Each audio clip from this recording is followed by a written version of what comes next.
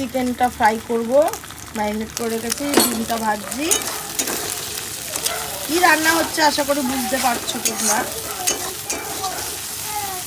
Sunday সকাল বলে কথা, একটু স্পেশাল কিছু না হলে হয়।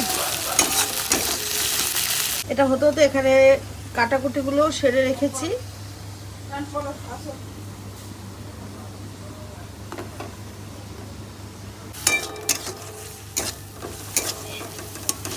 এই যে আমাদের জন্য করব এই চাউমিনটা, যেটা নর্মাল দোকানে কিনতে পাওয়া যায়।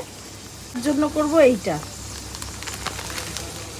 রাইস নুডলস, পাতলা পাতলা এটা করব। এখন এখানে চিকেনটাও মোটামুটি ভাজা হয়ে গেছে। গরম জলে একটু ভিনিগার, অল্প একটু লবণ,